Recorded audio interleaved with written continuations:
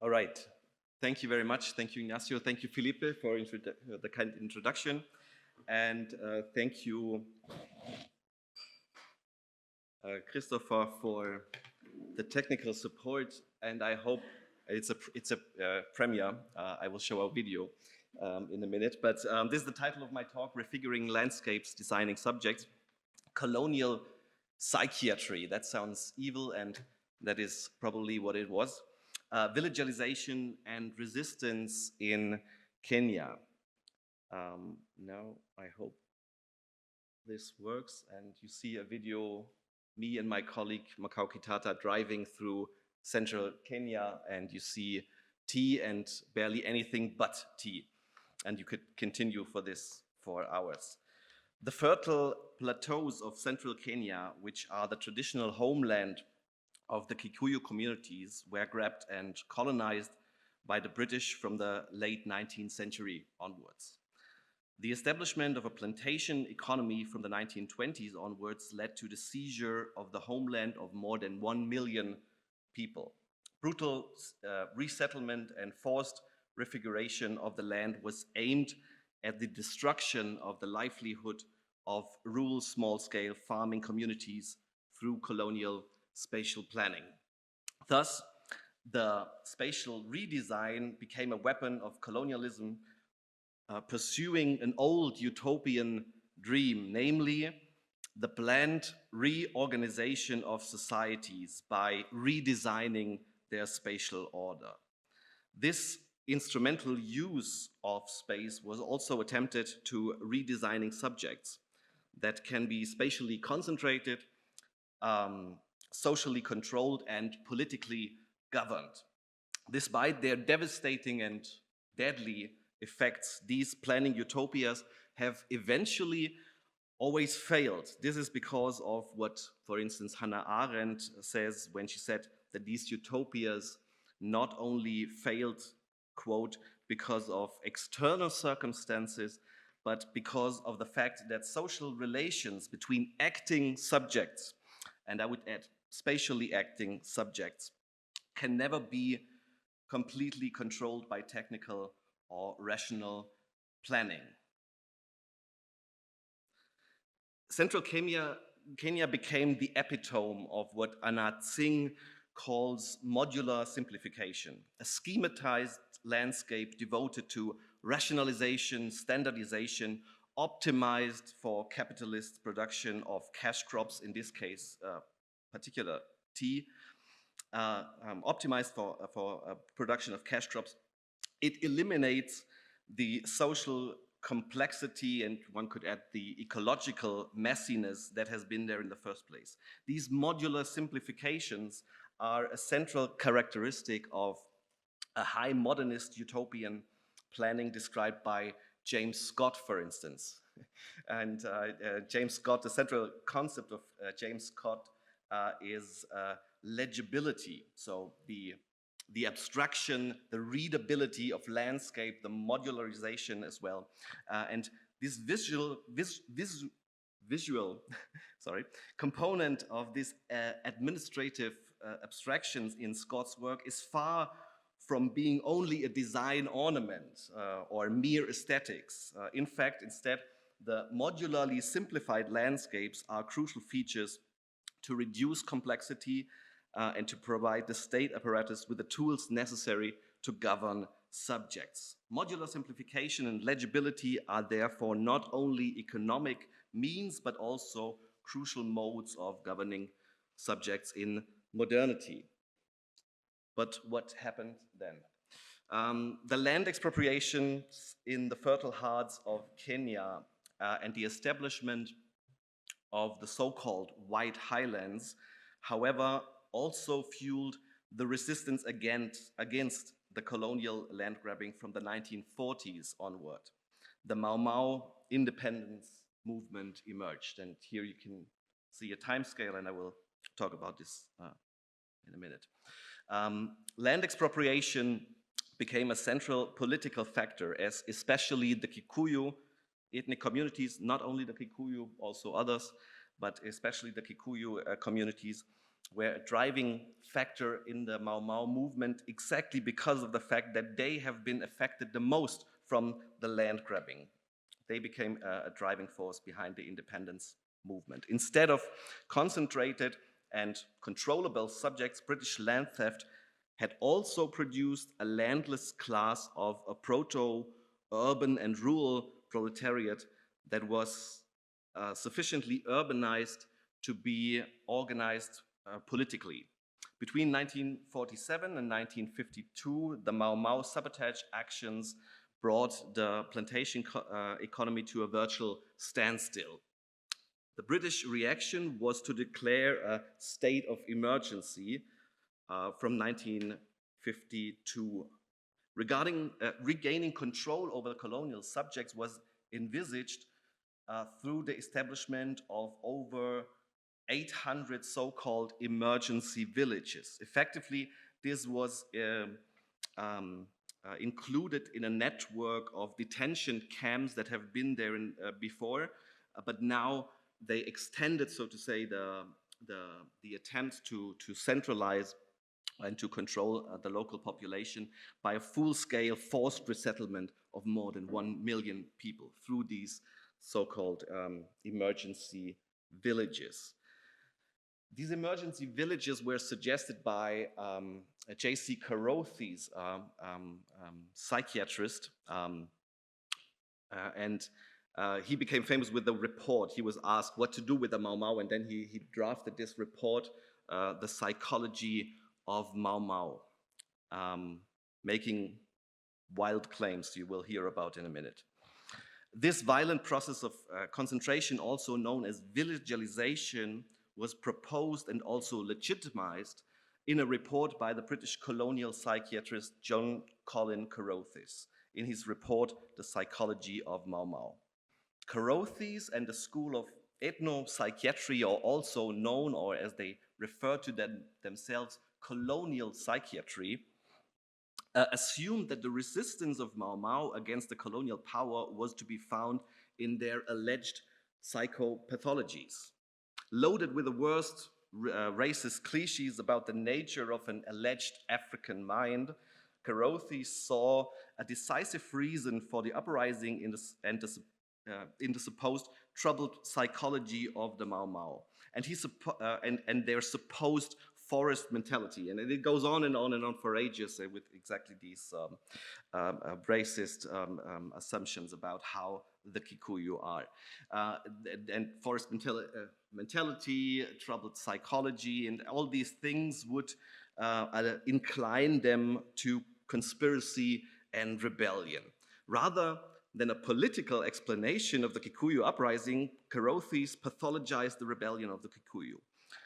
He argued that the Kikuyu were torn between the cultures of a pre-modern traditional community and a modern money economy introduced by the colonizers. The Kikuyu child would be torn between a father mostly working for the colonizers in the money economy of the plantation and a mother who would continue to cultivate magical and animistic traditions in the secret. John McCulloch summarizes his analysis of Carothers and the literature of colonial psychiatry when he states, quote, "The eruption of Mau Mau could not be attributed to any failure of the colonial government or white settlers in dealing with the Mau Mau's claim for land or equality. As a psychologist, he framed the problem solely in terms of childhood experience, child rearing, practices, and personality development. For Carothers, the movement was not political, but psychopathological." Wow, wild stuff. Think about it. However, although Carothers and his report completely ignored any political or even spatial explanation to the problem, his report on the psychology of Mau Mau had massive spatial consequences. The program of villagization he proposed as a solution resulted in more than 1 billion people being concentrated in these 804 villages. In her seminal work on the subject, Carolyn Elkins refers to these so-called villages as Britain's gulags. In his doctoral thesis, Kenyan architect Joseph Kamenyu gives an impression of how massive the change to the entire spatial structure of the Kikuyu population was. Quote, "The entire Kikuyu settlement pattern underwent a major upheaval when the colonial government undertook the drastic step of relocating all the Kikuyu in central province from their homes in hilltop fortified villages," and they would look something like this. The existing homesteads were burned to the ground, producing entirely new settlement patterns and house forms. Ginger Nolan has argued that villagization pursued two goals closely related to the alleged tension between the modern and urban versus the traditional and rural culture asserted by Carothers. According to Nolan, the first goal, therefore, was, quote, "to urbanize isolated rural denizens." So mainly to produce wage labor subjects that would align with the plantation economy by cutting them off from their former livestock and their subsistence farming. And at the same time, and this sounds contradictory, a second goal was, according to Nolan, to de-urbanize Nairobi's African denizens. So to urbanize the rural, but also to de-urbanize the Nairobi African denizens, city dwellers. In other words, the aim was to create wage labor subjects that were controlled, spatially fixed, but by no means politically organized. As McCulloch writes, land expropriation alone was not enough to bring about Mau Mau uprising. Equally important was the political organization that emerged only in the cities. Villagization and the de-urbanization of an urban proletariat was thus, as Nolan concluded in her analysis, intended to keep them in what she calls semiotic poverty, limiting their ability to articulate themselves. Capitalist modernization without political articulation was the twofold goal of villagization, or as Nolan states, villagization would attempt to instate semiotic poverty amidst economic modernization. So these twofold goals with a very specific idea of subjectivities and the subjects you would form, and how would you form them? Through space, through a massive spatial reorganization. That is the overall idea behind that. And I touched upon the role of the relevance of the cities. The uprising of the Mau Mau was caused by land theft, but also, as we just heard, required the political organization that took place in the cities. Although these cities were spatially segregated and controlled through a restrictive system called Kipande, which restricted access to the city, how long people will be allowed to stay there, and it changed over the course of the colony. But of course, also the city spaces were highly restricted in a very rigid spatial order. Nairobi's urban space was increasingly, however, populated by subjects who had, quote, "nothing to do with the subjects of with the urban subjects of colonial imagination," as Constance Smith writes in her study about the making of Nairobi. The forceful refiguration and rigid spatial order of living spaces in the rural as well as in colonial urbanism had the goal to design subjects. We heard that.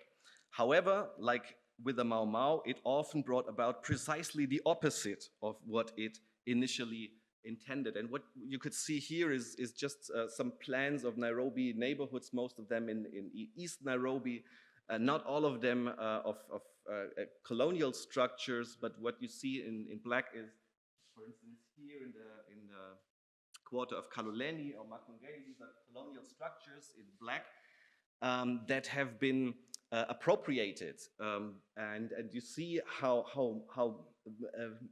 vast the changes have been. Most of the time, these architecture was appropriated by constructing makeshift construction like they're so-called mabatis. And the appropriation of the space does not only alter the space, so I would argue, but also gives rise to new subjectivities and social figures that emerge out of the socio-material interaction, as I would call it, with the spaces of colonial urbanism. In the literature on the design schemes of high modernism, urbanization, and colonialism, and their failure, a lot is said about how spaces have been appropriated by subjects.